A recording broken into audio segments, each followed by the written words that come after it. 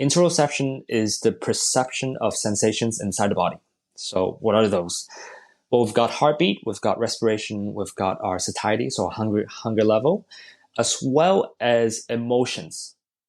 Now, this is key because in recent years, through the process of interoception, we know that the health of our fascia, it projects directly to our brain. So if there are obstructions or if your fascia is not healthy, then it's actually going to impact our emotional health as well.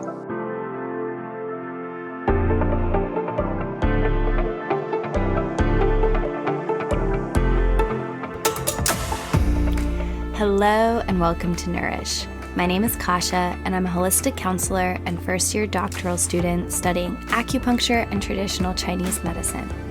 My mission with this podcast is to share the stories of inspiring humans who have discovered that elusive state of balance between the Western concept of success with more Eastern philosophies of inner knowing and spirituality. Think yin and yang and flow. Now, these two do not need to be separate, but I know firsthand how difficult it can be to reconcile them. As a Silicon Valley burnout SKP myself, teaser, I left the tech world after 10 years of a thriving career in product management. I want to share the stories that I wish I had heard when I was struggling to find that balance and flow myself. My hope is that these interviews can inspire you to rethink your own approach to mental, physical, and spiritual well-being. And if you are struggling, find your way back to authentic alignment. So, sit back, relax, and ground yourself back home, my love. Now let's get started.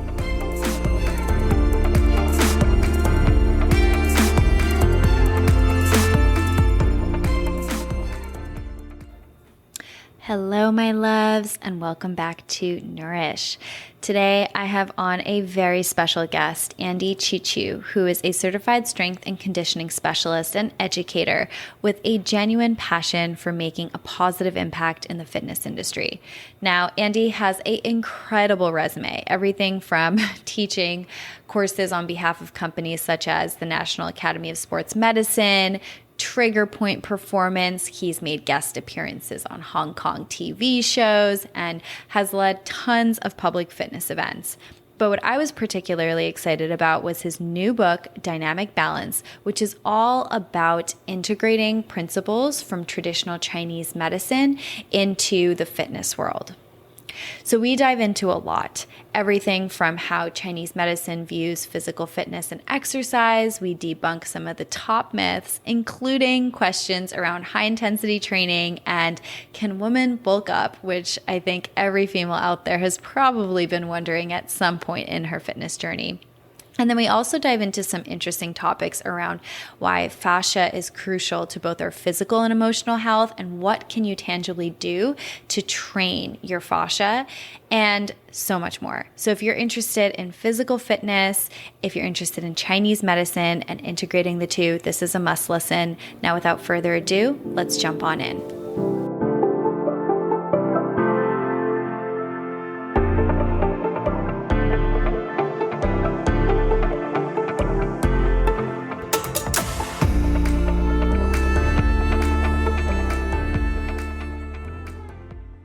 All right, so before we dive into it, I want to start with a question that I ask each and every individual, and that is, what are 3 words, non-work related, that you would use to describe yourself? The 3 words I would say, one is curious, second, gritty, and lastly, a dreamer. Ooh, I love that. Well, I will also let you know that those are original. I have not heard those before, so nice. All right, we're going to jump right into it because I like to hit straight for all the questions. You are a certified strength and conditioning specialist and educator, and your profile is truly mind-blowing. So I feel like you really integrate both the East and the West in terms of concepts from fitness. You lead educational seminars on behalf of companies like the National Academy of Sports Medicine, TRX, TriggerPoint Performance, and PowerPlate, just to name a few. You appear on TV shows, you have a master's in exercise science, and I know that you speak publicly at events around fitness and kind of how to think about physical fitness from a very holistic point of view. And that is really what stands out to me, how you think about physical health and fitness from this very holistic, integrated point of view. Can you share with us a little bit? What do you do specifically, and what is unique about that holistic point of view that you really bring to the table when it comes to physical conditioning? Sure. Well, to everyone who's listening right now, I think these days, if you go onto the internet, you'll find an overwhelming amount of information on health and fitness. And so much so that perhaps you find it difficult to navigate through. And with my background in exercise science, my job is to break down all these overwhelming information so that people don't have to waste time doing things that impede the performance, but actually incorporate practices that helps them thrive and perform at their best. So I do personal training, I do group training, I do workshops and webinars on various topics depending on what my clients want to hear. And in terms of my approach to fitness and health, I would say that my approach, yes, it's more holistic, but at the same time, I would say that's frankly unspectacular at times. And I know it may raise some eyebrows in my word choice and spectacular. But well, first off, holistic in what sense? In the sense that we have to consider different aspects of lifestyle into consideration. Yet, I would say my approach is quite unspectacular because there's nothing catchy or Instagram worthy about my approach to fitness. Because if we just do the simple things that our bodies are designed to do, then the body will thrive. And unfortunately, that sometimes is not catchy enough to warrant a big Instagram post. Because let's just do what you're supposed to do. Okay, there's nothing nothing catchy about that face. So I would say what separates me from other people is number one, the holistic approach. And second one, I just focus on doing the simple things that we're designed to do. So I'm over here laughing, keeping myself on mute to not interrupt you. But as we kind of mentioned, I did work in tech before this, and a engineering manager that I absolutely adore had once said, "Boring is a feature." So boring is a feature. Unspectacular is absolutely a feature. So congratulations on that. I think it's very, very important. So let's dive into that a little bit. You talked about just now how you think about fitness holistically. And I know that, and I've read your book cover to cover, you integrate Chinese medicine into your fitness philosophy. Can you talk a little bit about what inspired you to kind of approach fitness from that point of view? Yeah, a little bit about my background. I'm from Hong Kong. I grew up in Hong Kong. So I spent the first 13 years of my life in Hong Kong. And then growing up, because I grew up in this culture, we're somewhat familiar with the terms that are mentioned within Chinese medicine. Because, a lot of terms have cultural context in them. Yet, growing up, no one was able to explain to me the tangible benefits of TCM other than the fact that I had to drink bitter herbal tea to stay healthy. And so I think like many people, I put it off because I was misinformed and I didn't understand it. So because I didn't understand it, I was just like, it doesn't work. And then I went to the US when I was 13 to be in school. So I was there in total for 10 years. And what I found was that, in the US, Chinese medicine really is an alternative medicine. And what I found was that the yin yang sign was seen in such diverse places, right? From the dodgy massage store in the local mall to the yin yang twins on MTV. And there I was just like, whoa, okay, so the yin yang sign is used in this way in the US. And that clouded the topic further because that obviously has kind of put me off into this philosophy. Because, okay, so if I tell people I do Chinese medicine, I'm going to get laughed at. And as a high schooler, that's the one thing that I don't want. And so, but this all changed when I became a strength and conditioning coach. And in the 2016 Olympics, Michael Phelps was seen with purple dots on his back. And I joke with my clients all the time, a celebrity endorsement goes a long way when it comes to anything that we do. And ever since the Olympics, the athletic community has been crazy about the Oriental recovery methods like cupping, gua sha, acupuncture. And that piqued my interest as well. And so fast forward a few years, A lot of times when we are in an industry, we think about what we can contribute to the industry. And for me, I sat there and I was like, okay, so with my unique background, I think I can offer valuable insights if I try to deconstruct and unpack different TCM knowledges. So I started studying and just chatting with friends and practitioners about the concepts of TCM. And I found that a lot of things makes a lot of logical sense. And it is built on a simple premise that we just have to live according to the rules of nature. And so contrary to my previous belief and understanding that it was weird, alternative, and spiritual, well, actually, what I found was that the system of medicine is built on logic and rational thinking. So ever since then, I started incorporating principles into strength and conditioning because to me, Chinese medicine is more of a lifestyle than just some catchy short-term plans that you go on. So for me, it's the perfect complement to strength and conditioning because I can ensure what my clients do outside the gym is conducive to the training that I do inside the gym. So that's just kind of how I got started and where I am today. So that resonates so deeply. I mean, for me, hearing this, the way that Chinese medicine kind of views this alignment with nature, it sounds so simple, yet is so difficult given how we live today. And it does, from the perspective of a student, for me, it really does feel like a coming back home to, the way that we should live. And so I really appreciate you kind of speaking to that. Now, for a lot of people who are listening to this, and I'll obviously link this in the show notes, I talk about Chinese medicine on this podcast. So I have a lot of other episodes that cover kind of some intros into Chinese medicine.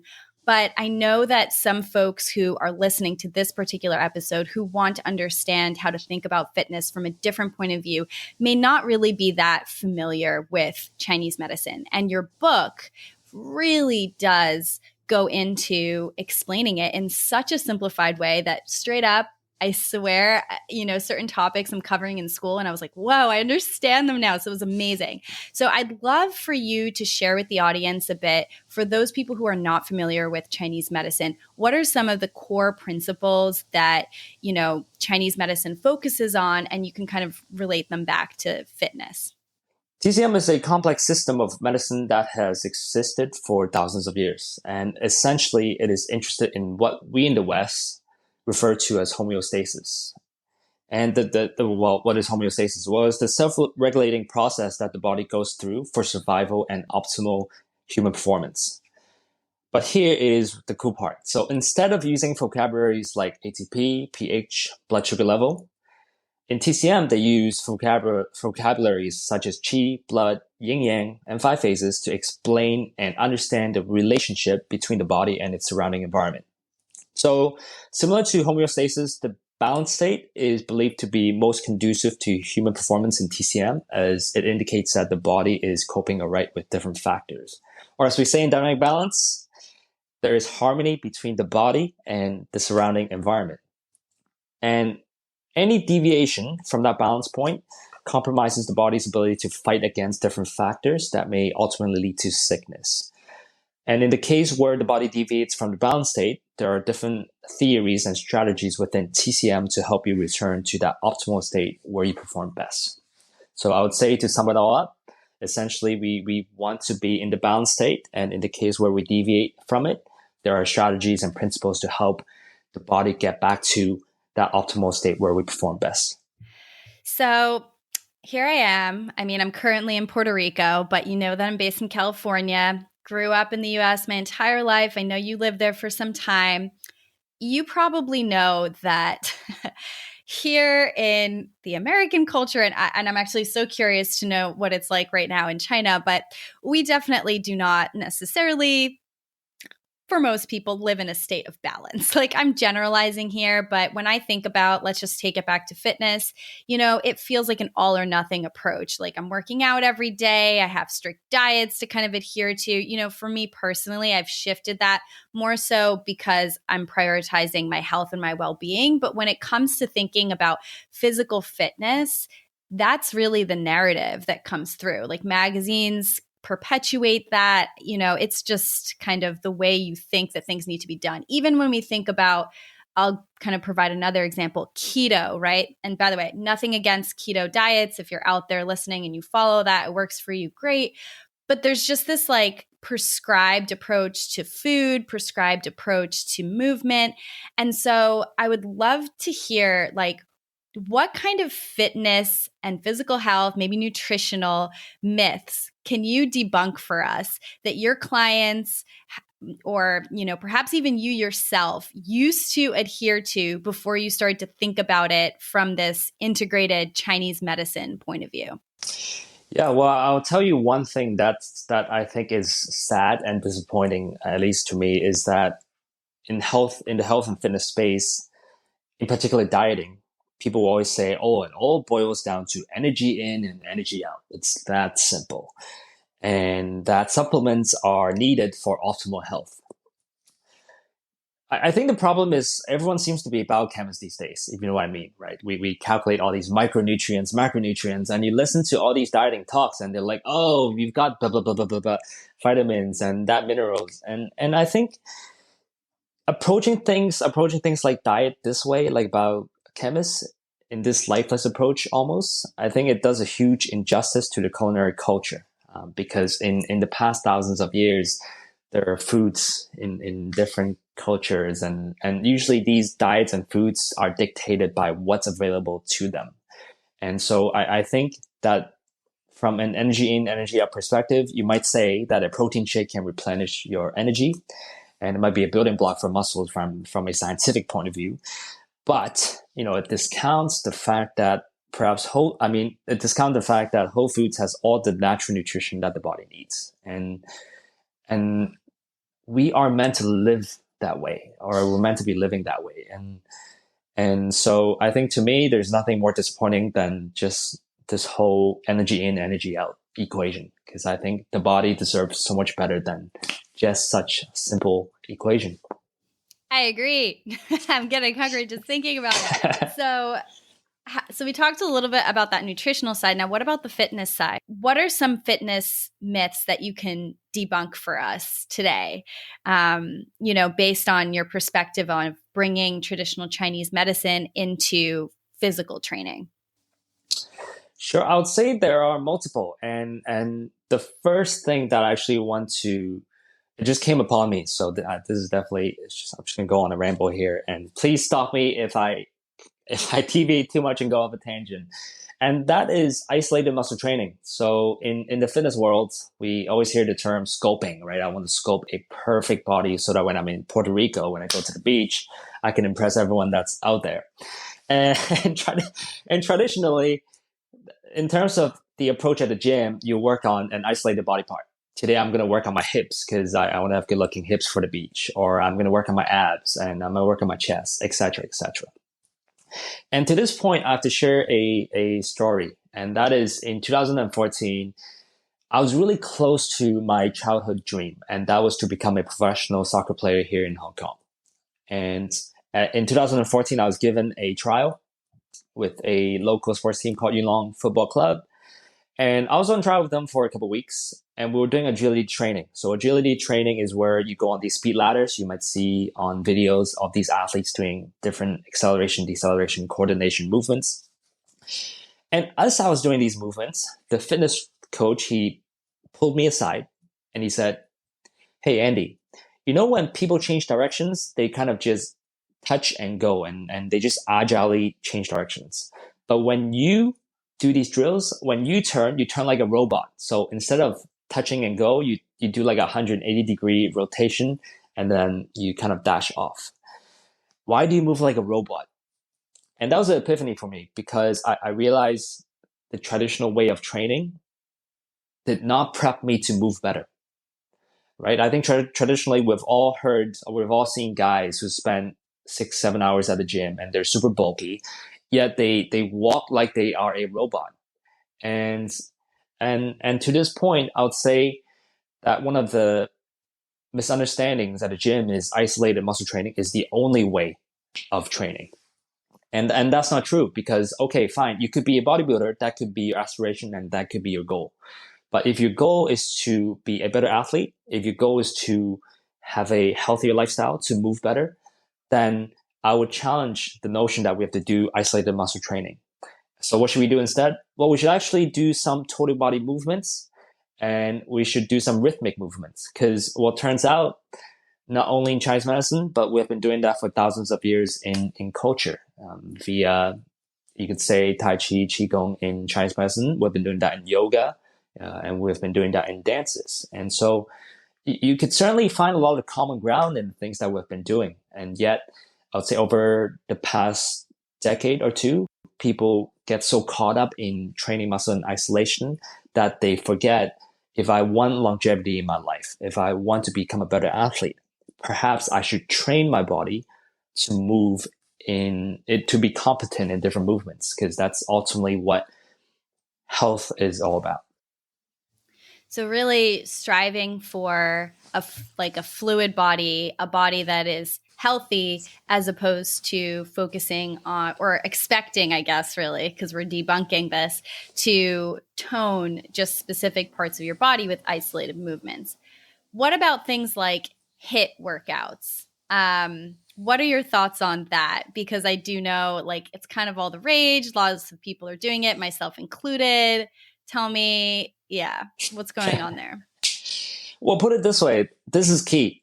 Our training results hinges upon the body's ability to tolerate, to recover from, and adapt to a training stress. And look, I think research in exercise science has been in favor of high intensity interval training, as known as HIIT, for faster metabolism, thereby facilitating fat loss or muscle building, cardiorespiratory fitness, etc. And, if you've been to a real HIIT session before, you can attest to how challenging and demanding they are. Yet, I think we overlook an important point, and that is, in the researchers also caution people from doing too many HIIT workouts because of its high intensity in nature, because of its high impact on the joints and the system, or a different system of your body. And all this to say, I think the human body is strong and robust enough to be pushed towards the limit. But if we are constantly at the limit, say if we do 5 HIIT sessions a week, then we have to ask ourselves why our body is able to recover from it. Because it's like the yin yang philosophy, right? We know HIIT is definitely very yang, it's very aggressive, it's very vigorous, and we have to make sure that our body has adequate amount of recovery. And if it doesn't have adequate amount of recovery, then I would say that the HIIT is merely only fatiguing the body, and as a result, you're not going to get the training outcome that you're looking for, because again, our training outcome hinges upon the body's ability to recover from the stress that we placed upon it. So HIIT session in itself, I think is fantastic, but we have to ask the question, is this right for where I am at the moment? Because that ultimately dictates what we should do. So all about balance. I love that. All right. I need to potentially debunk one more, because I know every female that's listening to this is probably wondering and is like, Kasha, please ask the question. We have this philosophy, okay, like in the female world, which is, some people are, I am all for like strong versus just purely skinny, like, and everybody's body is beautiful. I totally believe that. But for some people, especially women, like they have this fear of bulking when using high weights. And, you see kind of exercises like bar exercises or very small sculpting, like small, low weight, small sculpting exercises. For women, like, is it, how should we be thinking about using weights? And is there some truth to that notion that heavy weight will bulk you up? My thoughts is, again, it goes back to what we have been doing for thousands of years. And I think it doesn't matter who you are, male or female, we have been lifting weights. And at this point, I think we also have to recognize that men and women are built differently. And it's very difficult for women to bulk up because of hormones. And I'd say that it is actually good for the body if you do some heavy training, just so we it transfers to everyday life. And I think for me, my perspective is all on function. And every single day, once in a while, you're going to have to fly and you're going to carry some heavy luggages, or you're going to have to move some furniture around.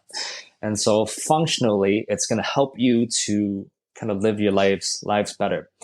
And I doubt that 2-3 sets of heavy lifting will bulk the body up, because from a rational point of view, I think to all the women who's listening out there who's afraid of bulking up, you can think of the fact that there are some bulky guys who spend 6 to 7 hours in the gym, and they try so hard. They get super caught up in their diet and their sleep and whatever, just to bulk up. And if you could bulk up doing 5 sets of heavy deadlifts, then you could be the next millionaire, because you can literally write a book about it, and you can make a business out of the shortcuts to bulking up. So I think realistically, it's just impossible. And there's a lot of scientific studies in studying hormones and stuff. But to me, I think we don't even need to go there, because speaking from experience, I know that this episode is audio only. But if you can see me, I do heavy lifting, and I'm not that bulky, and I lift 4 to 5 times a week. So at least from personal experience and a lot of the clients that I work with, anecdotally, there's no problem with bulking. Yeah, it's so funny. Whenever I interview folks who have this background in traditional Chinese medicine, and I'm just like, okay, give me the tips, and I know inherently it's so hard to do as well, because everybody's constitution is different. And I love that you kind of alluded to that. So thank you. So I actually want to shift to a little bit of the sciencey things that you really do get into in your book. And you talk a lot in the book about the importance of fascia. So fascia, I don't know, both work. So I would love to hear from you. First of all, can you tell us what that is? And why is it so important when it comes to physical health, physical fitness? Yeah, fascia is a type of connective tissue that permeates throughout the entire body. So there are different layers of fascia in the body: under the skin, around the muscles, and visceral organs. Our book zooms in on the layer that wraps around the muscles, since our book is targeted towards the athletic population. And for all the viewers out there who has no idea what fascia is, a little imagery out there is that you can think of the last time you've bought some chicken from the supermarket, or raw chicken, I shall say. And fascia is the layer that wraps around the muscle and the layer that's underneath the skin. So if you peel open the chicken skin, you'll find this filmy layer, a little slimy as well, that wraps around the muscle. And that essentially is what fascia is. And the term fascia is not English, obviously, and it came from Latin. And the Latin root of the word translates to band, which referred to the basic function, so we thought, of fascia, and that was to hold things together. However, recent evidence indicates that we have undermined the role of fascia as we limit it to holding things together. So that's why there are so many benefits to keeping it healthy, because we now know that in addition to holding your muscles together, it plays a few key roles, and I'm just going to quickly give an overview. Those are what we call the first term, proprioception. What? Well, this is what fascia does to our brain. If you're listening right now, if you're not driving, I encourage you to close your eyes. And if you close your eyes, you can lift up your right arm. And chances are, even with your chances are, even with your eyes closed, you are well aware of the fact that you raise your right arm. And that is proprioception, and that's our body's awareness in space. And the second one is nociception, and that pertains to injuries, because that we're talking about pain management in that one. So fascia communicates with the brain with different pain signals. And lastly, the one that we talk about in dynamic balance is interoception. And here I just want to spend a little bit longer talking about this topic. Interoception is the perception of sensations inside the body. So what are those? Well, we've got heartbeat, we've got respiration, we've got our satiety, so hunger level, as well as emotions. Now, this is key, because in recent years, through the process of interoception, we know that the health of our fascia it projects directly to our brain. So if there are obstructions, or if your fascia is not healthy, then it's actually going to impact our emotional health as well. And this is probably going to change a lot of people's perspective when it comes to taking care of their fascia, because again, previously we thought that fascia was just there to holding things together. So yeah. Well, all the things in the body work together, as we have learned, right? It is an integrated whole, not just, unique separate parts. Wow. Okay. So I read the whole book, and I feel like this time that like really stood out to me. And you do talk about in the book the importance of also emotions on your overall health. Can you take a moment to kind of talk about why that is so important? Sure. So in diet balance, we actually talk about three key areas of lifestyle, and that is your diet, your emotions, and your fascia slash training, or things that you do to the fascia. And I guess I could just give an overview on how they're connected, because what we're saying is that you cannot just untangle these three aspects and say, I'm only going to work on my diet. And here's why. Our diet and our emotions are intricately linked because of the connection between our gut and our brain. And a lot of us will have heard that our gut is the second brain, because it has more than 100 million nerve cells. And to put into perspective, we've all been there where we have eaten some pizza that has sat on the counter for hours, and we've gotten an upset stomach, and that definitely impacts our mood. And on the other hand, you can think about the time that you've had an important meeting or important match, or before an important match, and you would have experienced butterflies in your stomach. And in these ways, we know that when we are nervous or when we're under stress, that switches off our digestive system so that blood can go into our muscles. Ultimately, that is because there's a response in the brain known as fight or flight. And in the fight or flight response, digestion is temporarily shut off so that the body can utilize the resources elsewhere. So in this way, what we put in our body really impacts our brain, and what happens in our brain really impacts the food I eat, because I could eat as healthy as I want. I could eat all the superfood that's out there. But if I'm in that fight or flight, if I'm nervous all the time, then it's all my dieting is just an afterthought, because it's underutilized. So there's the diet and emotions. Now, from emotions to fascia, if we get back to that fight or flight response, that sympathetic response, let's do some analogies, because I believe analogies are the best way to explore the connection. If you think about 2,000 years ago, when we're just sitting down and enjoying our meals, there would be some predators that are chasing after us. Let's say a bear, right? And whenever you encounter a bear, you have two options. You either run away as fast as you can, or you try to fight the bear. And this is where the fight or flight response name came from, because we either fight it or we flight. And in this state, our fascia has to tense up. It has to become more rigid, because we have to produce force as quickly and in the shortest amount of time as possible. So in the fight or flight response, it primes my body into this tightened state so that I can get ready to explode. Now, on the other hand, if I'm in rest and digest, the opposite of fight or flight, then in this state, my fascia loosens up and it becomes more pliable and smooth, because this is where my body recovered. So in this way, we can see that my emotional response, it dictates how my body responds. On the other hand, what I do to my body, physically, can also have an impact to my mind. Why is that? Well, if you think about the modern lifestyle, where most of us are sitting for 8 hours a day, and if we are sitting, chances are we are in a hunch over position. Now, if you've ever done any yoga classes or Pilates classes, you will have done some deep breathing or deep diaphragmatic breathing exercises. And you will know that chest breathing, it induces a stress response, because in this hunch position, people talk of the insidious nature of your posture on physical health. But I want to extend that further, because when you're a chest breather, when you're just doing chest breathing for 8 hours a day, then you're also priming your body for flight or flight, because it thinks that you're ready for a fight.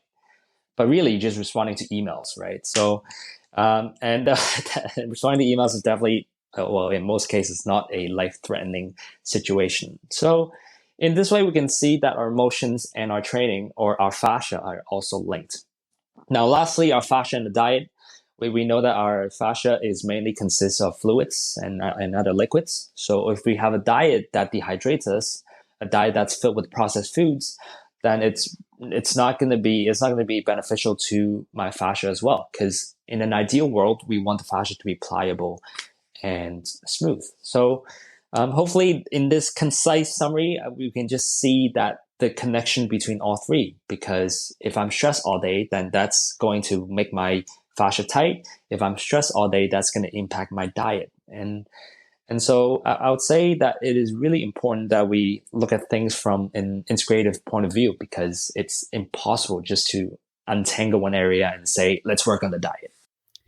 That definitely resonates. I mean, my background. I used to work in tech. I can reflect on just like that fight or flight experience quite a lot. I talk about this on other podcasts, but that feeling of stress, constant stress. And I completely agree with you. I can speak on a personal level how that did affect my eating habits. I either like wouldn't eat, and then that would affect, not just like my thinking, how capable I was, but my stress levels, because like not eating kind of plummeted my blood sugar. I got super stressed after that. Then I would like eat a lot because I hadn't eaten all day and I wasn't mindful of what I was eating, completely disconnected from how I felt about it. And it just became this vicious cycle. And honestly, I can say that prior to COVID, I was like 15 pounds heavier and I was working out every day. Like my workouts were exactly the same. And one of the main differences, over the period of time of COVID, because this is also when I like transitioned, changed a lot of things in my lifestyle, transitioned work wise. But I also, just really transitioned how I was living my life, which really, I think, decreased my stress levels, which influenced what I ate, how I ate. And I think also how inflamed my body was like, and that's just a personal experience that I'm reflecting back to you and to whoever's listening. So I wanted to actually ask you a question kind of related to feelings. Is there a connection between how we feel about our bodies when we move them and our fitness results? I don't think you went into this exactly in your book, but I'm curious if this is something perhaps you see with clients. Yeah, I think this is a great question. So, and in other words, is what I am feeling important when it comes to the things I do? Because a lot of times we are stuck, especially in the fitness industry, we're stuck in this no pain, no gain mindset. And certainly I know a lot of people out there who are in this mindset, including you, Kaja. I know that you like to push yourself to the limit. But I can only speak from personal experience. So for all those who are working with me, usually the first question I ask is, how do you feel today? And I ask that because I do think how we feel that day, it has a profound impact on our performance. Especially, we know that ladies, you have your menstrual cycle. So when that time of the month come, you just have your energy levels are depleted. So for me to say no pain, no gain in that period, I think it's a bit ignorant on my side, and we just ignored people's legitimate feelings of their body. So for me, I would say your feelings about your body tell you a lot about your current health. And in fact, I think that whenever we feel tight, that's actually a sign that either mentally we're stressed or that we've been stuck in the position for too long. And I know that 90% of the world these days will feel tight in one instance or the other. So I'll say that you should closely listen to your feelings, because when you feel tight, chances are you probably have been chest breathing or you've been stuck in a position for too long. I feel like we've really ramped up our audience listening to this to be like, all right, obviously my workout routine is probably not working for me. So I'd love to leave folks with some actual tangible tips. For those listening to this, what should they be doing in terms of, I'm reflecting on my workout routine. How do I figure out what's in balance, what's out of balance? How do I get into dynamic balance? Dare I Hey. say, yeah, just like your book is titled. Like, what would you suggest to people who are listening to this to do now that they've heard all this information? Sure. Well, one fundamental question that we have to ask ourselves is, what is our purpose in working out? Are we trying to improve our physique? Are we trying to improve my ability to complete everyday tasks? Am I trying to become a better athlete? Because those decisions, they drive our programming. And for me, 80-90% of the people that I work with, they just want to be healthier. And they might not have a particular goal in mind. And here's where I usually would tell them the way I approach it, which is a movement-based training approach. What is that? Well, if you have played any sport before, let's take basketball, for example, because I think most of us will have played basketball before. When you shoot a basketball, do you think about which muscles you're using? Not really, because you just shoot the basketball. In the same way, when you play tennis, do you think about your legs and then you use your core, you use your chest, and then your arms? Well, not really, because you just hit the ball. And yet, I think in the past 10 years in the fitness industry, we're so conscious on, oh, this mind-body connection where I have to feel a muscle. And which muscle am I supposed to feel? Oh, my pecs. But really, in everyday life, when I am to pick up groceries off the ground, when I'm there to pick up my kids, you don't really think about the muscles that you are using, because you're thinking about the movement that you have to do. So in that way, my training approach is I do a lot of movement-based training. So all of the movement patterns that we do can be distilled down to different categories. And that is push, pull, you can think of squat, you can think of lunge or a step, or you could think of it, or rotation. Let me elaborate. So, pushing, you could be pushing into different direction, but that in itself falls into the category of pushing. And pulling, likewise, right? If you think about pulling, not only do I pull from horizontally, I could pull from overhead or in different directions. And the best athletes, the best movers are the ones who are strong in all directions. Yet, if you think about the way we've been approaching fitness, I do bench press, but I only push in one direction for years and years and years. Or I might just do one type of squat because this is the way to squat. But what I'm saying is, well, in life, when you get into your car, you are squatting and you're not necessarily in that perfect squat position. So therefore, we should add some variety to your squats, because that is going to transfer to better functioning and better health outside the gym. So I would say that for most of my clients, we could be doing HIIT, we could be just doing heavy lifting, we could be doing an easy recovery training because they might not be feeling it that day. But all of my movements are based on this movement pattern, movement-based training, because I think that could better translate to everyday health and better sports performance. This provides so much insight in terms of, really focusing on kind of overall health and longevity. So another topic that you do talk about in the book, Dynamic Balance, is rest. I'd love to hear from your point of view, like, how do we know that we are, first of all, how do you define rest? And B, like, how do we know that we are getting enough of it, incorporating it properly, etc.? Nowadays, I think if I look to a lot of my friends and my clients, they'll say, I'll ask them, what are you doing? What are you doing for better recovery? And they'll say that, I'm going to watch Netflix, or I take these social media breaks throughout the day just so that I can recharge. To me, these things are not recovery methods because of one simple distinction, and that is the idea of a false trigger. If you think about Netflix, I'm not against Netflix because I think that movies are great and it's a great time to spend time with our friends, our family, and our loved ones.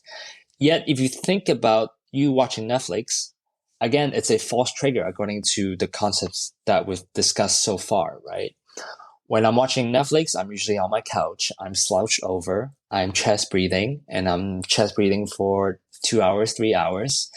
And not only that, when I watch Netflix, usually about 20 minutes in, I start to crave some snacks because chances are it's quite difficult to just sit there and watch Netflix without something to chew on and to bite on. So there we run into the classic deadly combo that we mentioned in dynamic balance, and that is a false trigger into fight or flight through the chest breathing.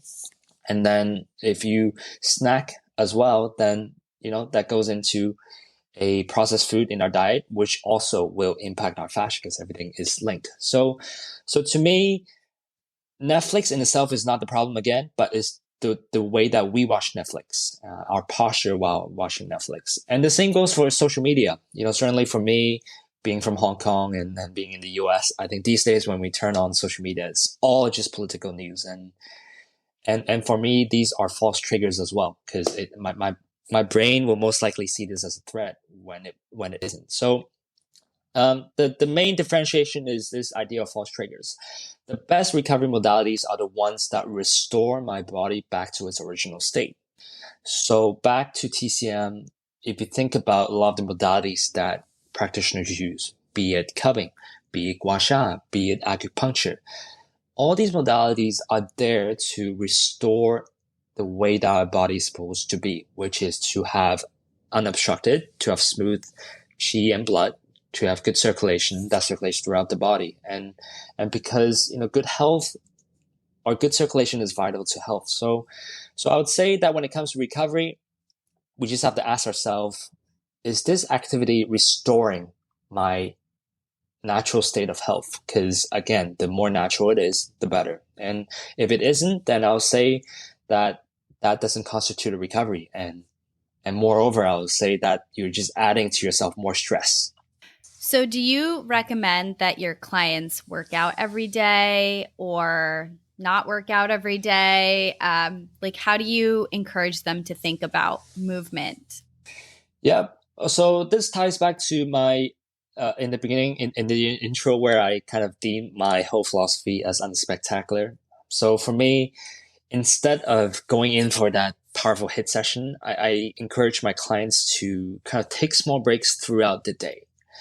So every 20, 30 minutes, they could work on their breathing. Before lunch, before snacking, before dinner, they can actually spend 5 minutes down-regulating their minds. And to me, that is more important. Now, in terms of movement, I encourage people to move every single day. And now, whether that day is of high intensity or of low intensity, if they're not a professional athlete, is dictated by how their body condition is that day.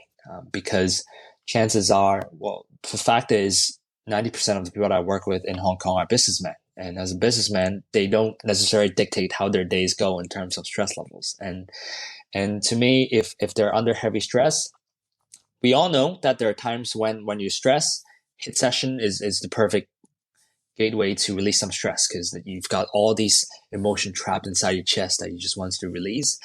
And so I would usually start them off with some movements, ease into it. And what they usually find is at the end of the day, perhaps they're not as stressed as they thought they were, because in addition to the real stress, they have these false triggers. So I would say movement every single day.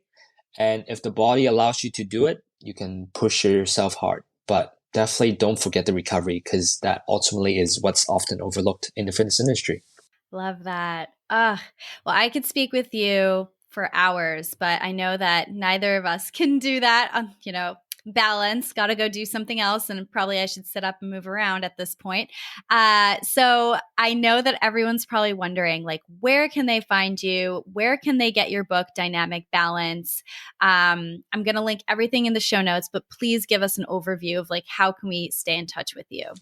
Yeah, my Instagram is Tz Chiu Andy, so TSZCHIU, my Chinese name, and then Andy, so Tz Chiu Andy is my Instagram account. I have my website, tzchiu.com, and Dynamic Balance can be found on all major book retailers, so Amazon, Barnes & Noble, Hudson, everywhere. Awesome. And then any last messages that you might have for the audience that you want to leave them with before we wrap up? Well, everyone should know that chasing the balance state is not a binary question, because a lot of times, again, in the US, we're so often caught up in this black or white answer. Are you balanced? Yes or no? But we all should remember that chasing balance is a process. It is definitely not the end. So remember that as we go through the challenges in life, it is all a process to find this balanced state.